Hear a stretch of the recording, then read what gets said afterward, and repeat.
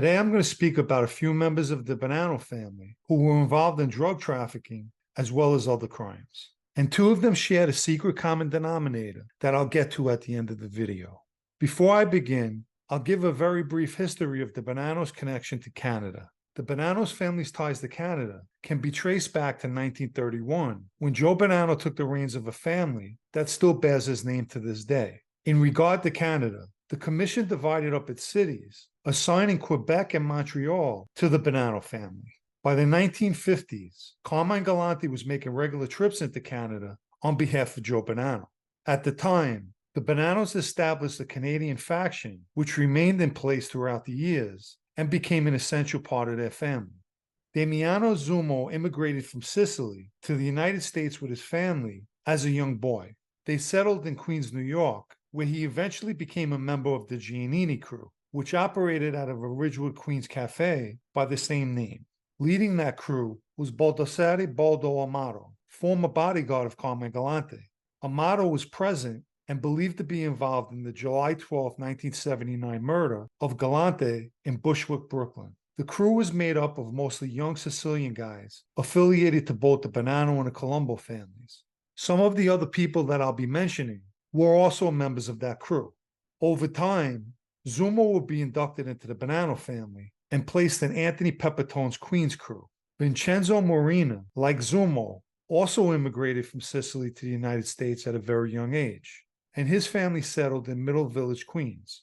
Initially, Morina was associated to Colombo captain Pasquale Fappati Amato and his crew, but after Amato's death in 1999, Morino became a Bonanno associate and was one of the young guys involved with the Giannini crew. The same year Fappati Amato died, Morino was arrested with dozens of Bonannos on racketeering charges. He was charged with armed robbery conspiracies, pled guilty, received 41 months, and was released and deported to Sicily in 2004.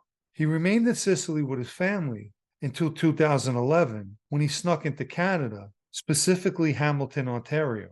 Morino would occasionally slip into the United States in order to reconnect with his old crew. But in 2014, he was arrested again in Canada on a drug smuggling charge. And as a result, he began cooperating with the Royal Canadian Mounted Police, better known as the RCMP. Fast forward to 2015. Zumo, in an unofficial capacity, was acting for Pepitone when he proposed Morina for membership, but more importantly, he personally drove to Canada to conduct the ceremony. This took place on November 21st, 2015, and driving with him that day was Paul Simplice, a member of the Gambino family. On a side note, Simplice was involved in an incident that took place with me that I did a video on, and I'll add a link to that in the description down below. Anyway, it's highly unusual for a member of another family to be present at an induction ceremony, but for whatever reason, Simplice attended. Initially, the RCMP wanted to plant a bug in either the symbolic knife or gun used during the ceremony. However, this was far from your traditional ceremony due to the informal setting. It was being held at a hotel near downtown Hamilton, so instead, they installed cameras and listening devices in the hotel room. The RCMP had the unique opportunity to tape and film an induction ceremony, which they coordinated with the FBI. But little did they know just how watered down that rendition would be.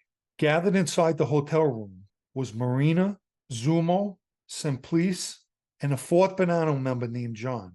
At one point, Zumo can be heard telling Morina, "The reason why we're here is from this day forward, you're going to be an official member of the Bonanno family. It's already approved from this guy, and this guy." He most likely was holding up his three fingers, which represented the administration.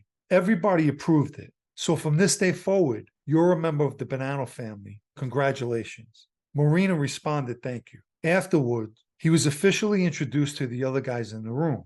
Zumo explained to Morina that his captain would be Anthony Pepitone, and then told him, "You're going to be in our regime. You answer only to the Bonanno family." There's some confusion as to who was actually inducted that day. Most reports have an undercover member of law enforcement as the person inducted. However, Canada refers to informants as undercover police operatives, and in this case, that person would be Morina. Even though Morina was now a member of the Bonanno family, besides the Bonannos, he split his loyalty with law enforcement. While in New York on August 23, 2017, Marina recorded Zumo, who explained that he was keeping the seat warm for Pepitone, but that it was now official, meaning he was officially the acting captain of the crew. Pepitone at the time was in prison on a parole violation related to a Bonanno Christmas party that he attended.